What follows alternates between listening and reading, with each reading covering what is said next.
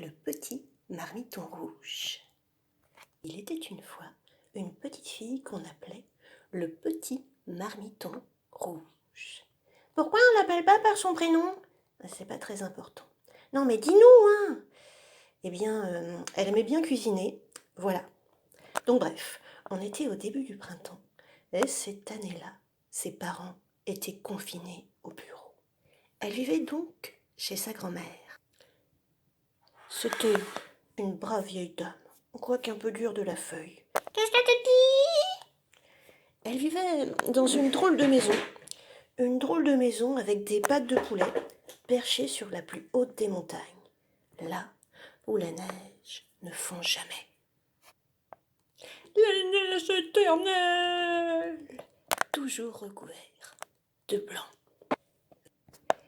C'était assez rigolo, sauf quand la maison décidait de faire son jogging le matin, parce qu'alors ça remuait un petit peu. Un jour, grand-mère dit à sa petite fille: « Oh ma chérie, est-ce que tu pourrais apporter pour moi ces quelques provisions à ton papy, qui travaille à la forge, tout en bas de la montagne? » « Ok, mamie. Qu'est-ce que t'as dit? D'accord, mamie, j'emmène quoi? Mais non, pas la babinette à point. Oh là là. Tiens, prends plutôt ça. » Et la petite fille sortit sa sacoche préférée, celle qui est verte. Alors voilà, alors tu lui ramènes du beurre, encore du beurre. Ah, c'est bien le beurre, hein? Ouais, le beurre c'est important. Voilà, du beurre. Mamie, ça fait beaucoup de beurre quand même, hein? Mamie, stop! Mamie, ça suffit! Arrête le beurre! Non, mais j'en mets plus au cas où, hein, si ça fond. Et puis hop, une pincée de poudre magique pour porter chance. Voilà! Tu as bien ton autorisation de sortie, hein? Oui! Tu as bien coché l'heure et tout? Oui! Bon, bah alors, allez, file! Et la petite fille s'en alla, en sautillant avec sa sacoche. À plus tard, mamie! Tagada, tradada, ça se rue, ça secoue. Comme elle trébuchait dans la poudreuse. Ah, la poudreuse ça glisse, hein? Hop! Elle décida de prendre un grand bâton de marche pour s'aider à marcher. Quand tout à coup, elle rencontra 3 énormes tigres, orange, blonds, avec de grandes dents. Tiens, petite fille, ça fait des jours et des jours que personne n'est passé par ici. Et nous avons très faim, très faim. Ben c'est normal qu'il n'y ait personne par ici. Faut écouter les infos un peu, hein. Mais si vous voulez, j'ai plein de beurre dans ma sacoche et... Oh non, petite fille, nous allons te manger. Grand tigre, oh, je suis si petite et je suis si maigre. Mais si vous avez faim, je vais apporter ce kilo de beurre et une pincée de poudre magique à mon papy, qui travaille à la forge tout en bas de la montagne. Ah, lui, il est grand, il est fort, il a des gros biscottos bien juteux. C'est là-bas? Ah bah oui, juste là. Alors vous avez qu'à sauter dans ma sacoche. Ça y est, je vous y emmène. Et puis d'accord. Et hop, les tigres ont sauté dans la sacoche. Et la petite fille reprit son chemin, en sautillant avec son bâton de marche et sa sacoche avec les 3 tigres. Tagada, tralala, ça remue, ça secoue. Oh non, je ne porte pas. En descendant de la montagne, elle arriva à une grande tourbière. Ouh, ça glisse un peu, toute cette boue. Ouh. Et quand tout à coup, elle rencontra un banc de sangsues, rose, vorace, avec des grandes dents. Tiens, mais qui voilà-t-on? Petite fille, ça fait des jours et des jours que personne n'est passé par ici, et nous avons très faim. Mais y a personne qui lit les journaux par ici. C'est pas croyable. Vous savez que les commerces alimentaires, ils sont toujours ouverts. Mais sinon, c'est bien un peu de poudre magique. Et puis, si vous avez faim... Ah non, petite fille, c'est toi que nous allons manger. Est-ce qu'il est aussi recommandé de porter un masque sous l'eau ou pas, vous savez, ou... Grondèrent les tigres.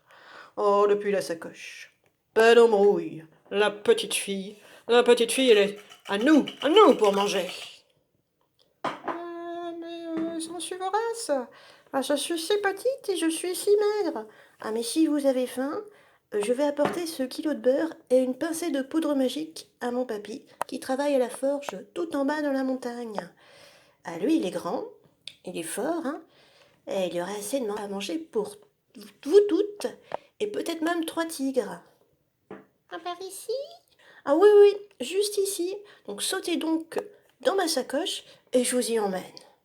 Non, et puis pourquoi pas?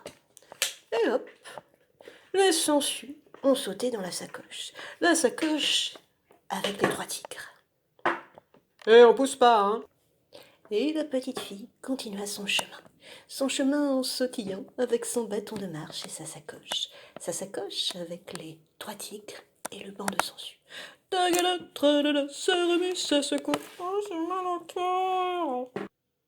Il n'y avait plus qu'à traverser la rivière pour arriver enfin à la forge, tout en bas de la montagne. Quand soudain elle rencontra une famille de crocodiles, verts, griffus, avec des grandes dents. Tiens, petite fille, ça fait des jours et des jours que personne n'est passé par ici. Nous avons... Oui, personne n'a écouté la radio par ici non plus, c'est ça. Bon, écoutez-moi, je suis petite, je suis maigre. Et il y a déjà 3 tigres et un banc de sangsues qui veulent me manger dans ma sacoche. Et on était là avant. Bon, mais je vais apporter ce kilo de beurre et une pincée de poudre magique à mon papy qui travaille tout en bas de la montagne. Juste en face, là. Hein. Et lui, il est grand, il est fort, il est bien baraqué, comme il faut. Donc vous sautez dans ma sacoche et je vous y emmène avec les autres. Capiche? Oui, d'accord, on va faire comme ça. Hop, les crocodiles ont sauté dans la sacoche avec les 3 tigres et le banc de sangsues. On est tout assez, hein. Et tagada, tralala, ça remue, ça secoue. Et enfin, la petite fille arriva à la forge de son papy. Papy! Oh. Tiens. Mais qui voilà donc? Eh bien, ma chérie, qu'est-ce qui t'amène par ici? C'est mamie qui m'envoie t'apporter 1 kilo de beurre et une pincée de poudre magique. Et puis, j'ai croisé des animaux qui voulaient venir pour te voir en route. Vieil homme, nous allons te manger. Ah, vieil homme, nous allons te ranger jusqu'à la moelle. Vieil homme, tu ne nous feras qu'une bouchée. Oh là là, mais c'est qu'il y en a du monde. Mais vous m'avez tous l'air un petit peu fatigués. Et si vous vous installiez dans ce grand canapé pour se reposer un petit peu les mollets? Oh, eh bien, oh, beau pot de refus.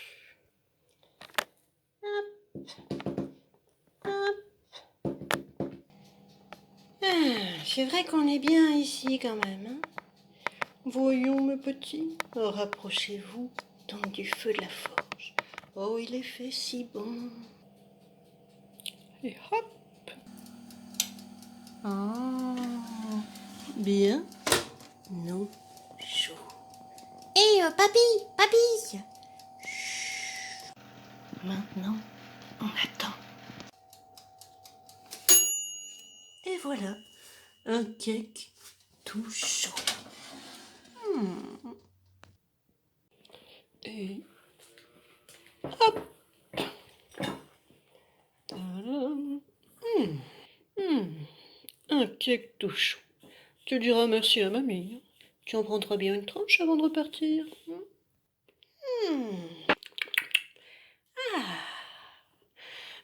Papy, je peux en ramener à mamie? Ah, comme ça nous ferait plusieurs jours de provisions, tu sais, pour le confinement, hein. Bien sûr, ma chérie, mais ne traîne pas en route cette fois-ci.